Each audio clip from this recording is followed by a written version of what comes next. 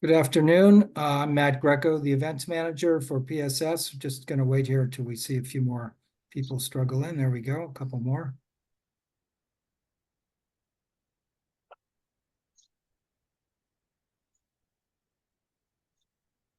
All right, starting to come in. All right, again, my name is Matt Greco. I am the PSS events manager, and thank you for joining us this afternoon. Today, we have a very special presentation, something different for us. We have Roger McCormack, who's the education director at the Bronx Historical Society, who's going to talk to us about the beautiful Bronx. And if I could just say, put a pitch in for a minute. Roger just mentioned that they have two sites where they're open to visitors. Their main site in the Poe Cottage, and they're both open on Saturdays, and the Poe Cottage on Sunday as well. But I'll hand it over to Roger, and he can answer all your questions. And do please put any comments or questions you have in the chat, and Roger will deal with them. Hi everyone. Thank you for coming. Today, I'm going to give a little talk on the beautiful Bronx, which is mostly on the Bronx in the late 19th century and the early to mid 20th century, when it becomes the really urban colossus that we know today, as opposed to the older 18th century Bronx, when it was still part of Westchester County, when it was a small, basically rural community where most of the area was all farmland. And that didn't really change until the period I discussed. So I'm going to go through, we have just slides with images about it showing various stages of evolution in the Bronx. So this first slide, it shows a trolley car on 138th Street and Alexander and Willis Avenues in the Mott Haven section of the Bronx, which is named for Jordan Mott, who was the inventor of the coal-burning stove and had his factory in Mott Haven. And he called it that because he wanted to make the area a haven for industry.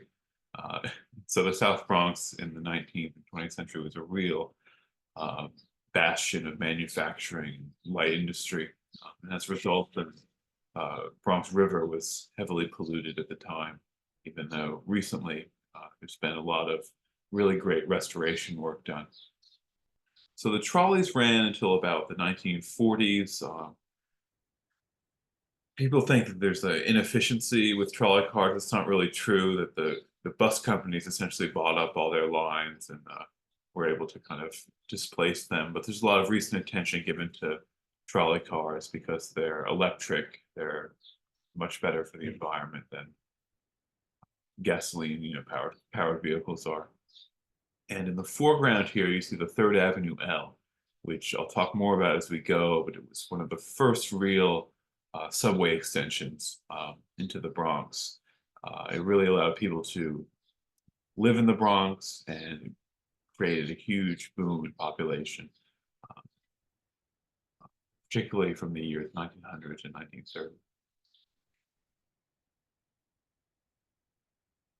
So this is a horse-drawn laundry wagon on what is from Bruckner Boulevard in 1948. So you can see even as late as that in the 20th century, there's still these kind of old vestiges of the past.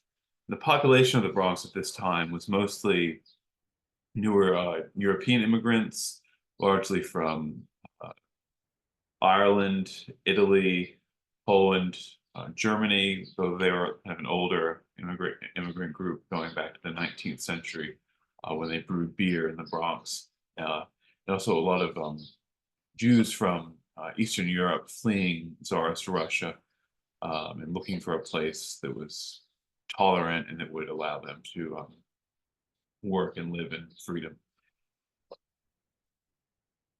So this shows the construction of the Bronx approach to the Triborough Bridge in the 1930s. So a big part of all this, really in this period, is this infrastructure building. It really allows New York City to kind of burst at the seams. So what I was discussing earlier about the old kind of rural backwater quality of the Bronx. Can you excuse me one second? There's someone at the door here, and I think we have no one is in our office but me. Right back. So sorry about that.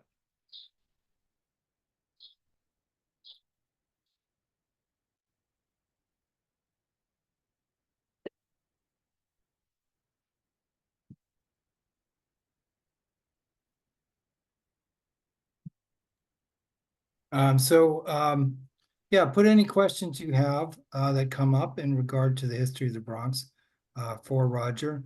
And I was just reminded, seeing the horse there, that I may ask Roger this, that as late as 1960, the US Census was reporting the horse population in the Bronx. Seems kind of crazy, right? But apparently it wasn't that long ago.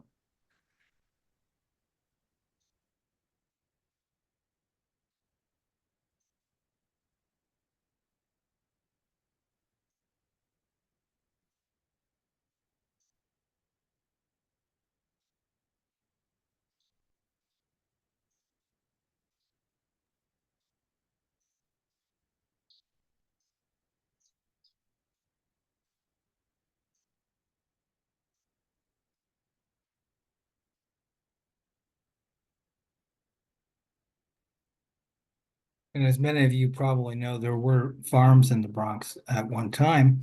I'm sure Roger will be talking about that. So the history of the Bronx goes back quite a ways. So looking forward to hearing all about this.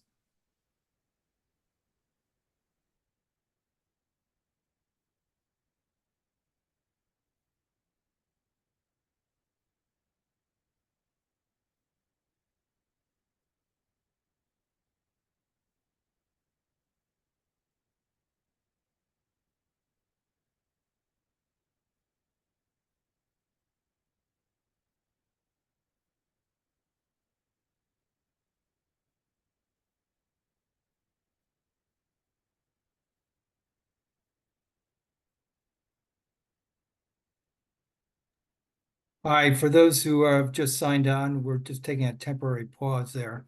Roger is in the Bronx Historical Society, and as you can imagine, only a couple people there, so he has to, I guess, get an answer the door.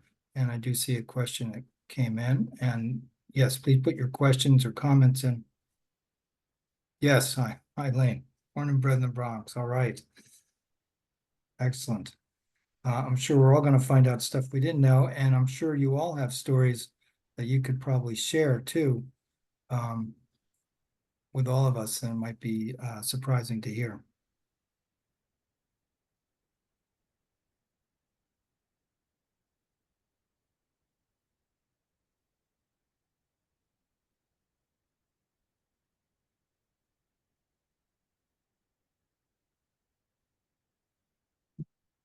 I see you have a question, Eileen, from Blanca, asking what part of the Bronx is that?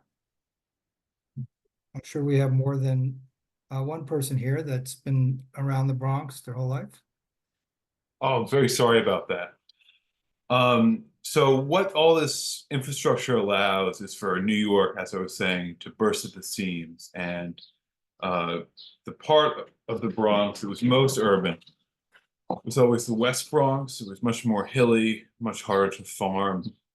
So that is annexed to New York City in 1874, followed by the East Bronx in 1895. And then, of course, in 1898, they create Greater New York City when all the five boroughs are created. And kind of they consolidate this vision of Greater New York. And so the infrastructure comes along with that, and it allows working class people to commute to their jobs in Manhattan and to live in the Bronx. And the Triborough Bridge is one example of that. And the population of the Bronx in 1900 was about 200,000 people. By 1930, it's over 1.2 million. And this is really one of the great increases in human population in modern history. And it's about 1.4 million people live here today in the most recent census in 2020. And that sounds insignificant because of what the population was in 1930, but it doesn't take into account the huge decline in population during the 1970s and the 1980s, in the so-called Bronx's burning era, when the stigma attached to the borough was pretty intense and it was seen as a dangerous place to be. But like a lot of other cities that did happen in the post-World War II period, particularly Detroit, you think of a lot of other Rust Belt cities. but the Bronx is one of the few places that actually rebuilt and was able to revitalize itself. So this is the hub, 3rd Avenue and 149th Street, which became the first preeminent place to shop in the Bronx, largely because the 3rd Avenue L had a stop there. The first train goes through what is now the Bronx was the New York and Harlem Railroad, which was laid out in 1841. So it's one of the earliest railroads in the United States. The only one that's older would have been the Baltimore and Ohio Railroad. And they had a stop, New York and Harlem Railroad had a stop at Fordham. So there's a university founded around Fordham called St. John's University, which becomes Fordham University in the 20th century. And it really kind of allowed small villages to kind of sprout up. But the 3rd Avenue L is gradually extended northward at the end of the 19th century from Manhattan. And it was just dismantled slowly by the 1970s. Also, it had kind of outlived its usefulness. There were a lot of new subways put in the early 20th century in the Bronx. The Jerome Avenue line, the number 4 train, goes in 1917. That's the Interborough Rapid Transit Company. And the Concourse line, the D line train, the D subway, goes in the 1930s, and that facilitates really the growth of the West Bronx.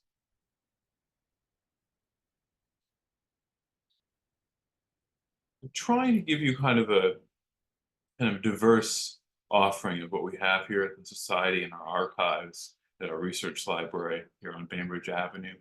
And we have, quite a lot of material, and the Bronx has been very prominent in political, social activism and a lot of important social movements in the 20th century. And that was certainly true of the NAACP and the civil rights struggle. They had a very, very resonant influence in the Bronx. A lot of civil rights leaders that were from the South and lived in urban environments in the North. Famous example is Martin Luther King Jr. getting his doctorate at Boston University in Boston. And at the same time, there's also a large African-American population in the Bronx. The first African-Americans, of course, were brought here as slaves from Barbados. The Morris family, whose estate was in what is now Morrisania in the South Bronx, though it comprised much more territory than that. They were a very prominent family. Gouverneur Morris, who himself, it should be noted, had anti-slavery views, was the penman of the Constitution, founding father, and Lewis Morris was a signer of the Declaration of Independence. But they were slavers, and they did have a large amount of slaves in their plantation. And then later in history, in the 1930s, there's what's called the Great Migration of African Americans fleeing the Jim Crow South and settling in northern cities. So there's this kind of view you hear a lot that African Americans, Hispanics, it's mostly in the 1960s and 70s that they come to urban areas in the North. And that's true to a degree, but there is this kind of interesting longer history going back to the 1930s. But this is a mass memorial march, chapter of the Bronx, NAACP, protesting the slayings of Black children in Birmingham, Alabama.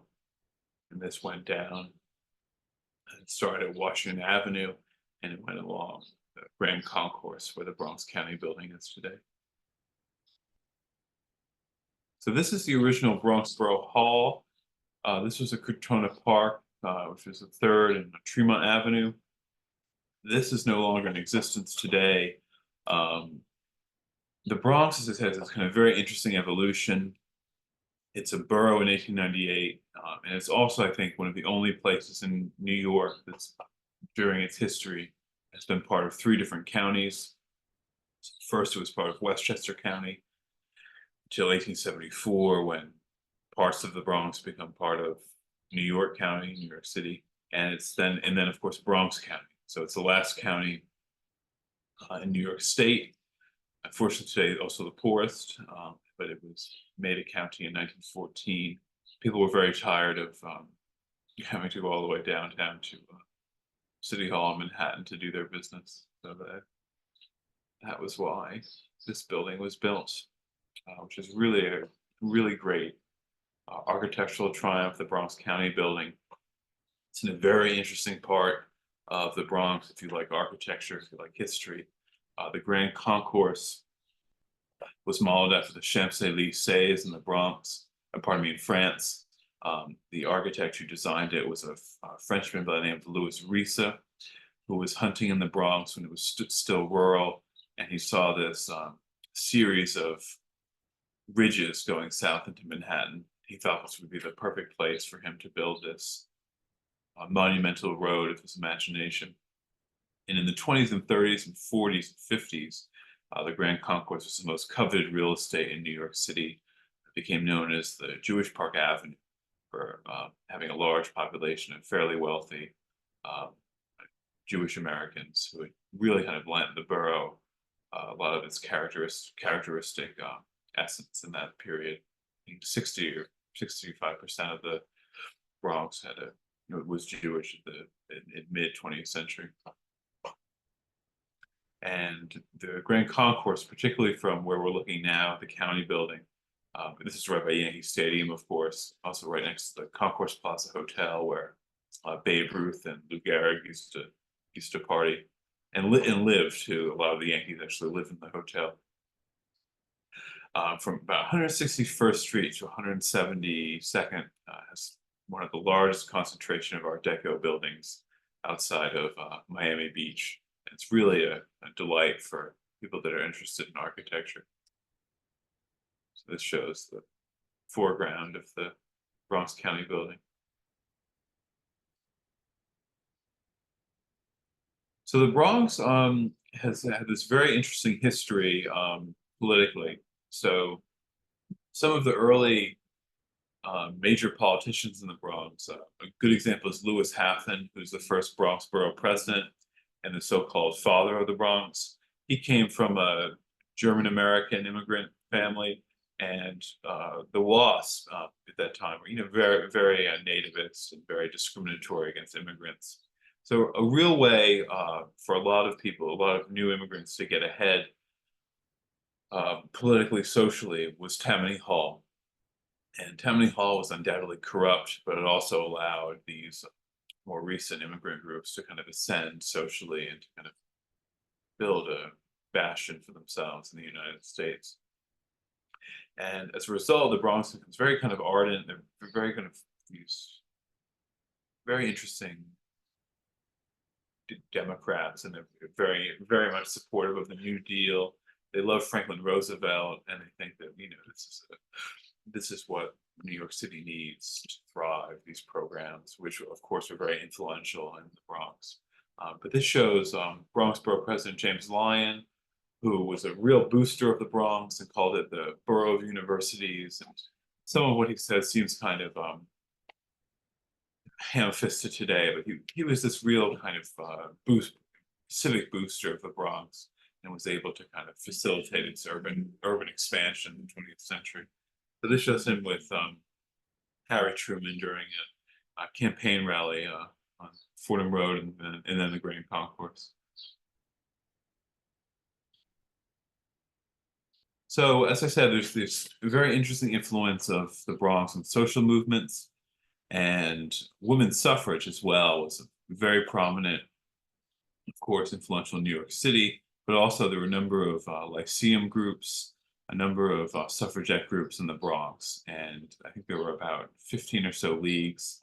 And this shows a debate that was had. The suffragettes gave their talk at Carnegie Hall in Manhattan, and close by there was an anti-suffragette group that was protesting the suffragettes meeting there and kind of criticizing the movement. But of course, the right thing in the end occurred, and women were given the right to vote. And the Bronx had a kind of, if not pivotal, influential role in that. in that process. So this is the Metropolitan Oval in Parkchester in 1942. So Parkchester has a kind of checkered history. It was built for uh, young families that had never owned homes before, and it was built by the Metropolitan Life Company, uh, and it was discriminatory racist, so they only rented to whites. There's other examples in the Bronx where there's a much more radical, much more pro-integration, much more welcoming to African Americans, but Parkchester was not it. Though today it's very interesting because it has a lot of these terracotta statues on a lot of the buildings, very, very interesting architectural value, and there's a movement going afoot because there's, as I understand it, a lot of them have been taken down by developers in the area, I believe. There's this movement to kind of save them from being destroyed.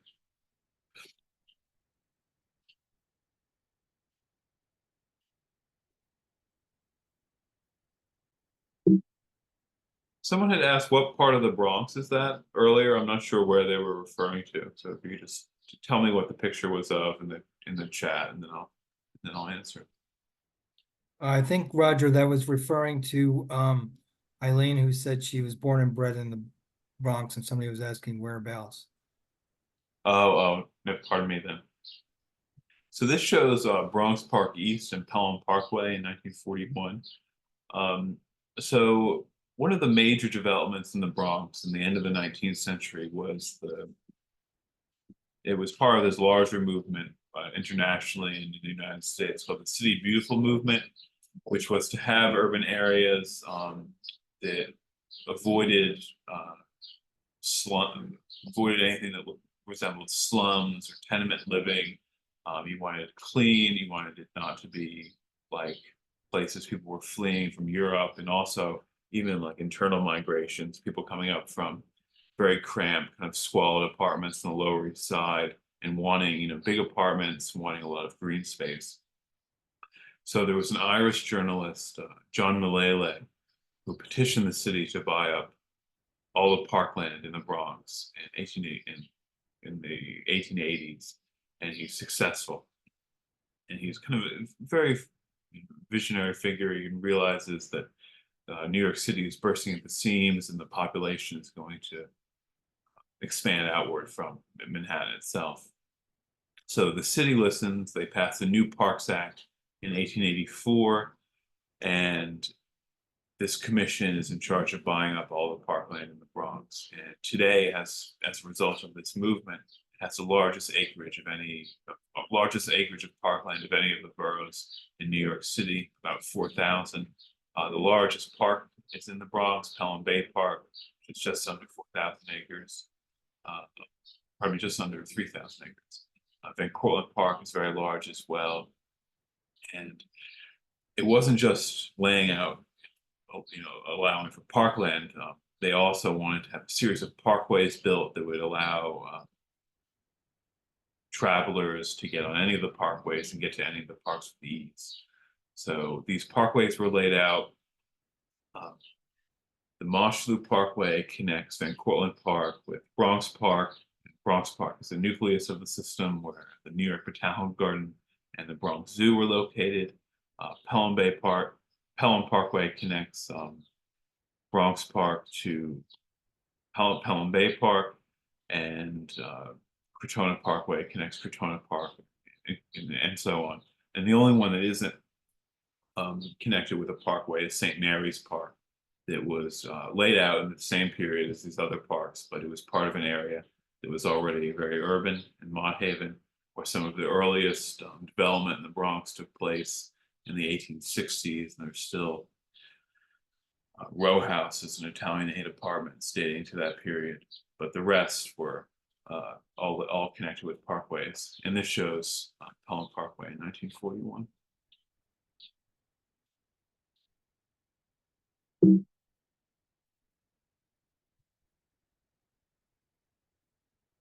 So this is Ogden Avenue in High Bridge in the Bronx in 1949.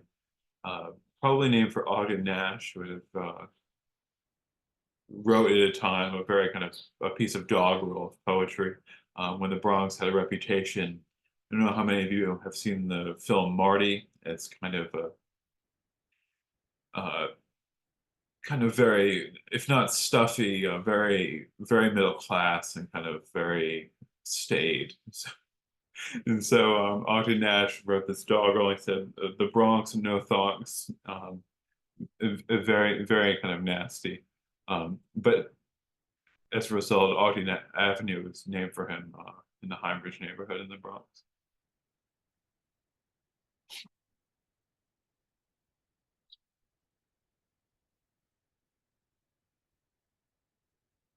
So this is a broadside, and it's also why Highbridge in the neighborhood has the neighborhood has its name. It was actually named for the High Bridge, uh, which is the oldest standing bridge in New York City. It was built in 1848 as part of the Old Croton Aqueduct. And this here is a broadside celebrating completion of the Old Croton Aqueduct.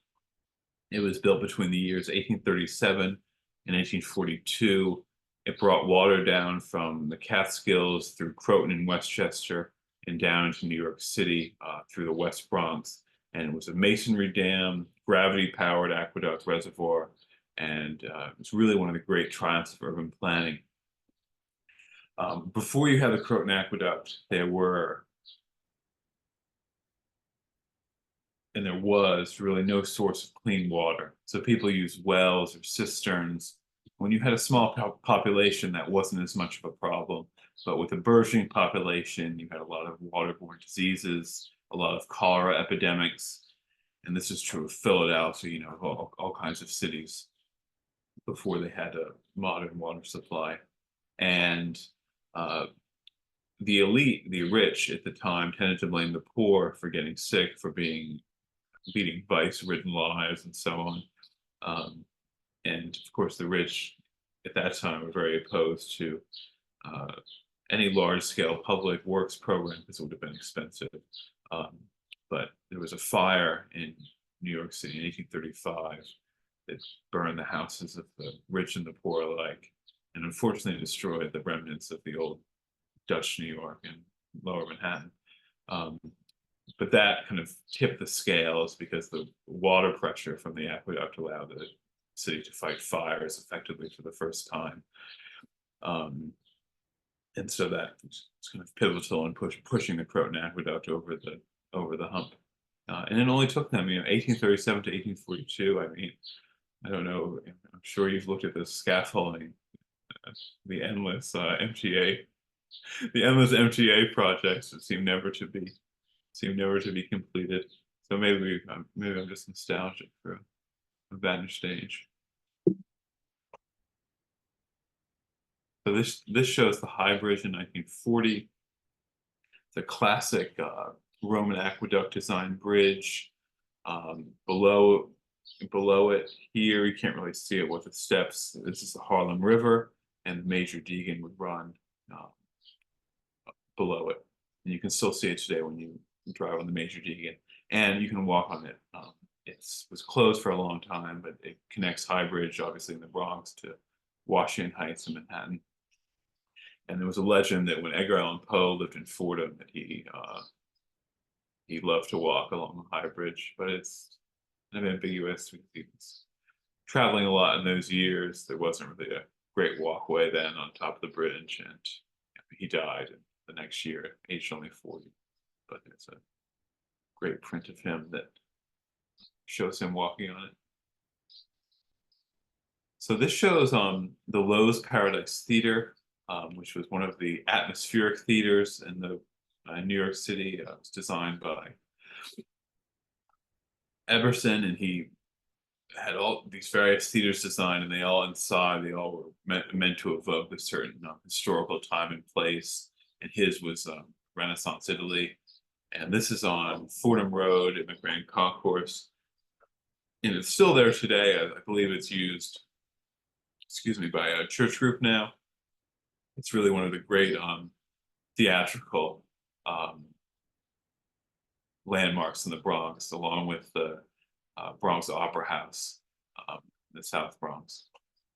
And this is I don't know the exact date of this photo, but I think Diamonds Are Forever was in the 1970s. So this is probably the early 1970s, this photo.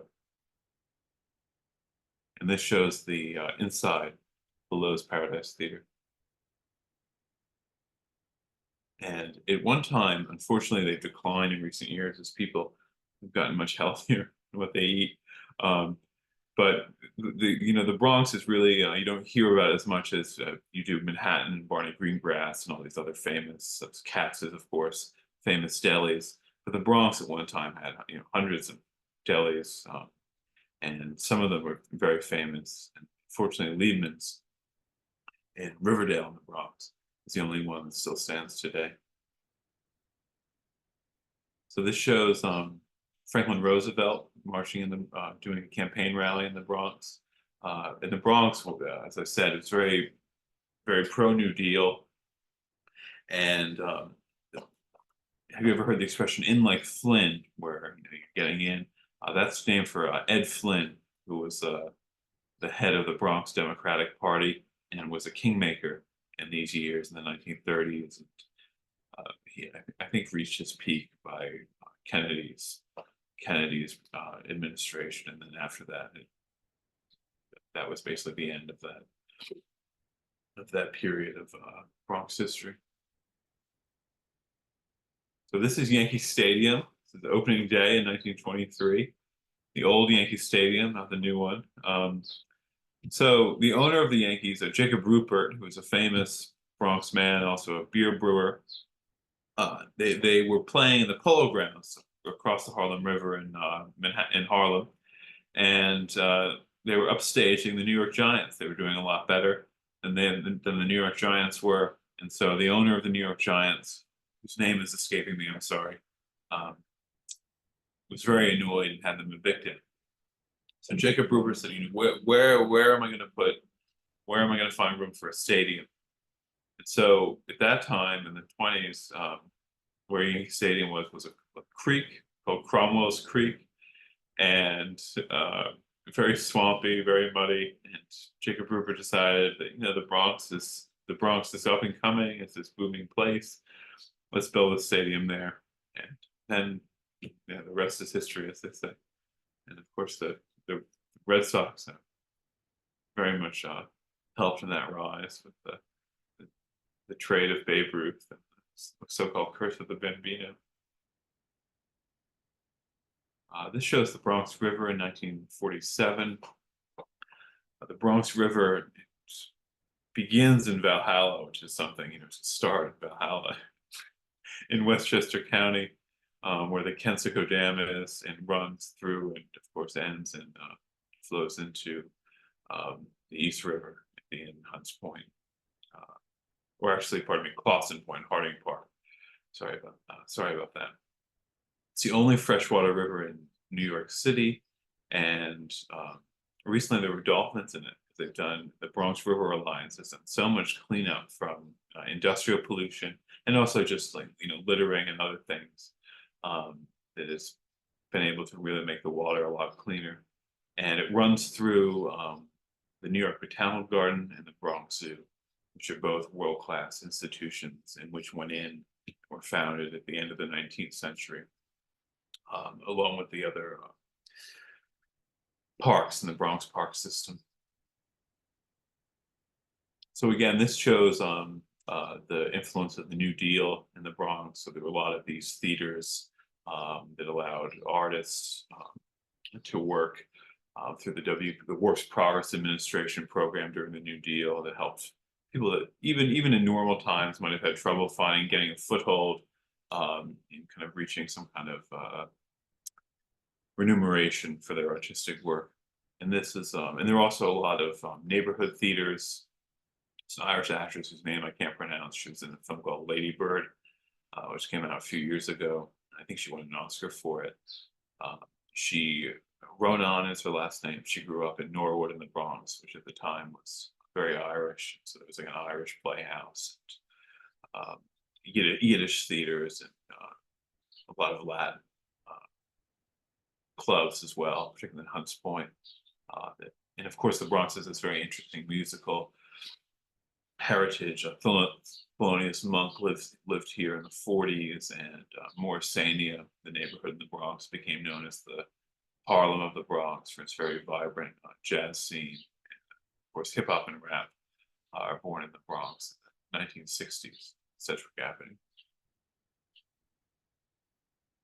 So this is another trolley car in Ogden Avenue and Fordham Road in the 19, Ogden Avenue and Highbridge in the 1940s. And this is, I think, the last car that ran just before they phased it out and replaced them with buses. So this is the Kings Bridge in 1913. So a lot of you, if you're in the Bronx, you probably know Kingsbridge is the neighborhood in the West Bronx. And Kingsbridge Road, of course, but there actually was, I mean, it's a road, there's really no bridge there, but there actually was a Kingsbridge. It connected Spuyten, what is now Marble Hill, with Manhattan. So it was the oldest toll bridge in the United States. It was founded in 1693 by the Phillips family, who were wealthy landowners, and became notorious historically for being Tories during the American Revolution. And it was called the King's Bridge because they charged everyone that wasn't an agent of the crown on every article they brought, every cow, every piece of cart, etc. But if you were an agent of the crown, you didn't have to pay the toll. So of course, this created a lot of rancor, a lot of contention. And after the revolution, all the bridges become free bridges. And this bridge was very significant because it was the only mainland crossing between Manhattan and what is now the Bronx. And it became very key during the Revolutionary War that whoever controlled the approach to the bridge essentially controlled the approach to New York City. So Washington decreed during the Continental Congress to build a series of forts along the Harlem River to protect the approach to the King's Bridge. And a lot of these forts you can still, there's plaques and monuments today, particularly at Fort Independence by the Jerome Park Reservoir, overlooking what is now the Jerome Park Reservoir. And it's still there. So it stood from 1693 until 1913. And when they fill in Spuyten Creek, and that's what this photo is depicting, that when they're filling it in, it's buried. So the bridge is still under asphalt somewhere. So if you're interested in archaeology, that might be a good project to undertake.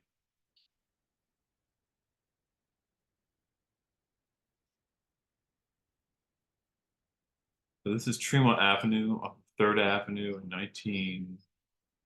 1940s. So Tremont Avenue is very a lot of interesting history on it in the later 20th century, particularly when the Cross Bronx Expressway was built.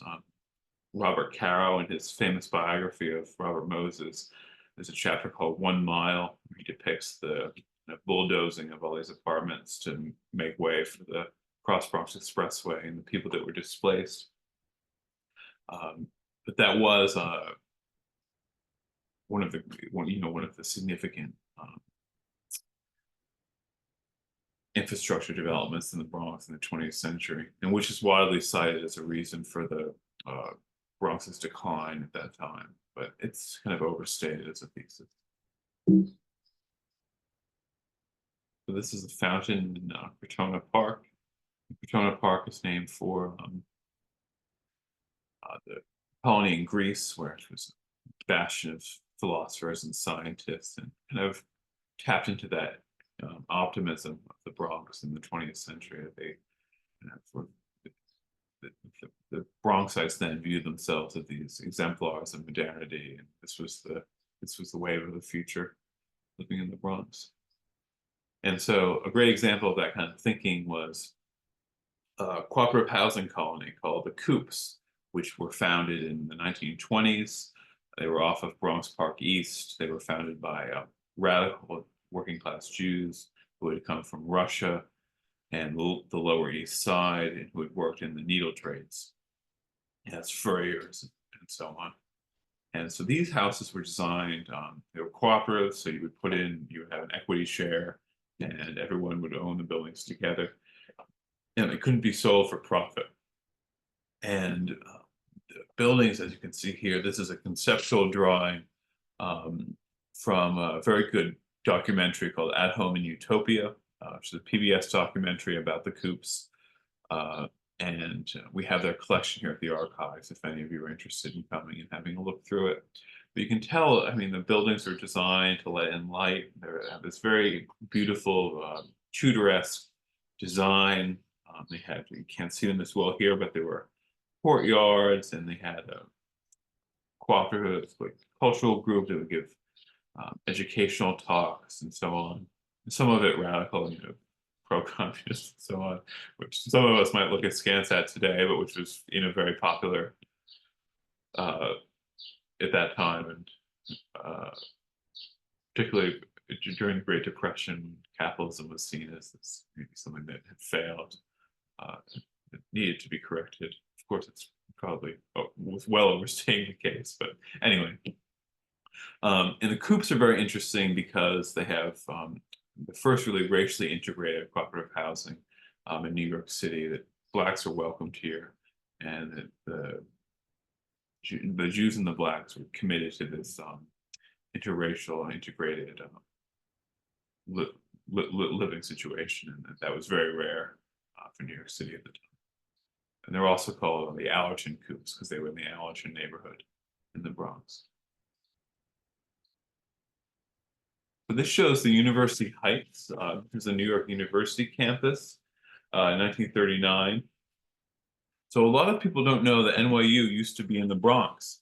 And it's a really beautiful campus. It overlooks the Harlem River. It was, at the time it was built, the area was much more rural than it is today. Stanford White, the great architect, designed the library, which is modeled after the Pantheon. It's really one of the great architectural examples of the American Renaissance. And the Hall of Fame of Great Americans is there as well, which has all these busts of prominent presidents and writers, scientists, philosophers, and so on. Unfortunately, they went down some, in my view, incongruous routes. They have a lot of brutalist buildings now that kind of give an eclectic sense of architecture. Brewer designed brutalist buildings. So you have like the beautiful Pantheon and a building that looks like a prison right next to it. So I don't know what the intention was there. But it's now the Bronx Community College campus, and NYU was losing enrollment in the 1970s, largely due to the stigma attached to the Bronx at that time. And they say that it was because they had overextended in the Washington Square campus, and this campus were too much to manage. Really, it's the decline in enrollment that forced their hand. And it became the Bronx Community College in 1975. Yes, anyway, I'm going into the chat because I'm almost done with the lecture, but NYU's biggest mistake leaving the Bronx, someone says, and yes, that's true. Is it still standing? This is about the Coops, but are they still cooperatives? No, they're private apartments now. Co-op City, though, is still cooperative.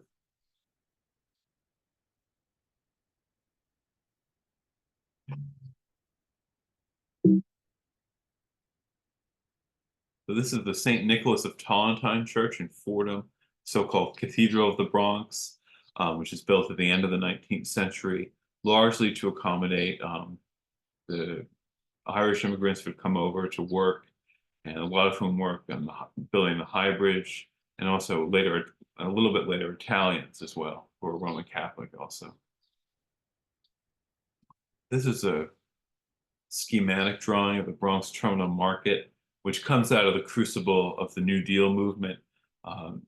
And this was done under the borough presidency of Harry Bruckner, for whom the Bruckner Boulevard is named, and during the mayoral regime of Fiora LaGuardia, who was a great ally of Franklin Roosevelt in the 1930s, and really made the New Deal work for New York City.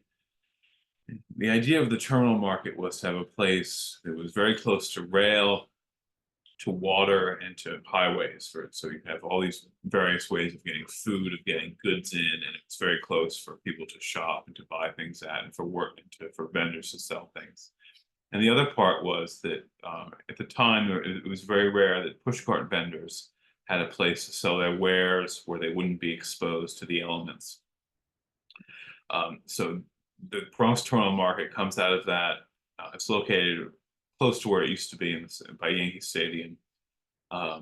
And also the Arthur Avenue Retail Market comes out of that same movement.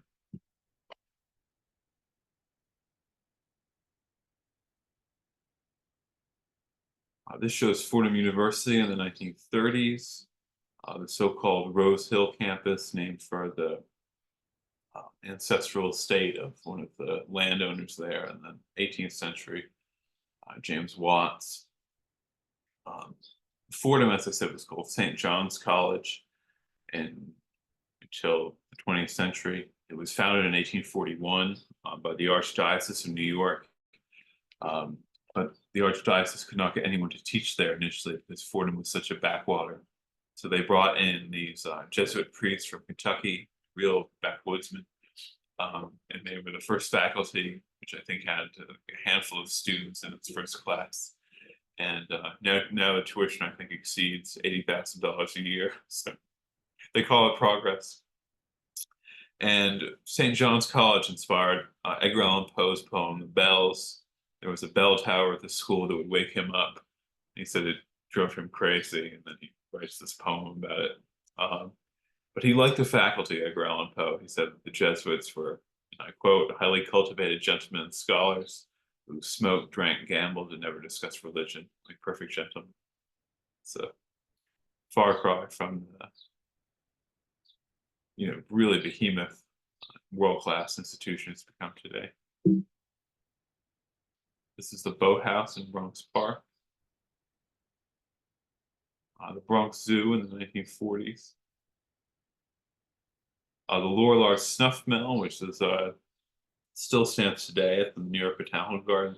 And the Lorillards were a 19th century family. They made tobacco, snuff, and their estate was where Arthur Avenue, where the Botanical Garden are today. And you can see this building if you look close. Well, you shouldn't be looking at, but if you have, the traffic is heavy enough, sometimes you can, on the Bronx River Parkway. And here's the Edgar Allan Poe Cottage, Poe's last home, where he lives from 1846 until 1849. He dies very mysteriously on the road in Baltimore. And he writes some of his best work here, the Castle Amontillado, the Bells, Annabel Lee, Doodaloo. His wife dies here of tuberculosis at age only 24. Very sad. But it's a great old Dutch. And Poe, of course, is very poor. He dies in poverty. He rented this house for only $100 a year from the Valentine family. The house itself was built for farm laborers. So it was seen as a very working class home. Though with writers, Poe was famous in his own time, but poor. But I was tasked yesterday to go to a Sotheby's auction where a single handwritten page of a poem that Poe wrote at the cottage for Annie that he wrote in 1849. It sold for $420,000, and that's before all the fees and other things are plugged in. So I'm not sure how to feel about that. It's kind of disquieting. This shows Montefiore Hospital, which is right where I am now. Basically, our offices and our museum, the Valentine Varian House, is found on Bainbridge Avenue. So this is Bainbridge Avenue, Gun Hill Road in 1931. And Montefiore Hospital was founded in 1912 by Jewish philanthropists that were concerned about medical care for people that the traditional medical establishment at the time tended to neglect. So people that would have been called things like invalids and things that were seen as maybe not worthy of medical care at that time. and the hospital is named for Moses Montefiore, who was very influential, a British Jewish philanthropist who was very influential in um, trying to alleviate the plight of Jews in Tsarist Russia in the 19th century. So this is a Bronx River Soldier. This stands in the lawn outside of the Museum of Bronx History, the Valentine Marion House, and depicts a Union soldier, the Union musket, overcoat, long coat, and it was commissioned by a group of Union veterans from Morrisania in the South Bronx for Woodlawn Cemetery. And Woodlawn Cemetery, for some reason, I can't exactly understand why, because we've never been able to find what was wrong with it. But they rejected it because it had a chip in it. So the sculptor, John Grignola, gave it to his friend who lived along the Bronx River. He had it set up atop the river, and there was a terrible storm, and it was knocked into the river. And the Parks Department recovered it for us, and we've had it in the lawn ever since. But really a testament to the valor of that generation of New Yorkers who fought for the Union in the Civil War. Okay, that's it. Does anyone have any questions for me? Oh, and I should say that this is one of like 45 lectures we have. We have a lot of slides and a lot of really interesting material. So I'd be happy to do it again for the group if you enjoyed it.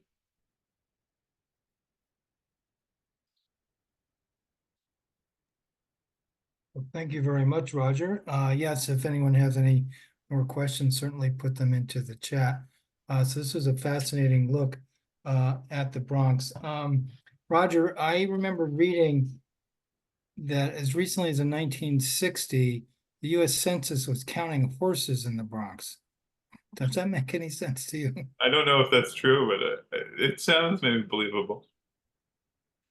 And you had showed one picture of Pelham Parkway, but that whole area, when that was first developed, was that developed as a road, sort of as a semi-park? Well, at the time there were no automobiles yet, so it was for like horse. It was designed for like cyclists and horse-drawn travel. And so I think the first car, like Daimler Benz, I think is in 1898. But of course, it took time for it to filter down to Right, right. for like middle class people. Like my grandfather was plowing. I come from a farming family. And my grandfather was still using a horse to plow well into the 19 maybe the early 1960s was the first time he was able to buy Wow. one of the Ford tractors. Wow. Yeah. Well, speaking of farming, so you mentioned it briefly, but parts of the Bronx were actually pretty good farm country, right? Yeah, definitely. I mean, that's why particularly the East Bronx, which is along the Long Island Sound, the soil is very good there. It's much flatter, so it's easier to plow and so on. And I think I've heard that that's why it was annexed to New York City later than the West Bronx was. And there's one of the founders of the Historical Society, now deceased, John McNamara. He wrote a very interesting book called History and Asphalt about the place names in the Bronx. And he said he grew up in the South Bronx, but his family had a bungalow in Throgs Neck, right by the Throgs Neck Bridge in Whitestone, Queens. He said there were cows there in as late as the 1950s. They were like grays and so on. Wow. So we think of these like big transformations, but yet a lot of things, even that late in history, hadn't changed that much. So you got a new question in the chat there.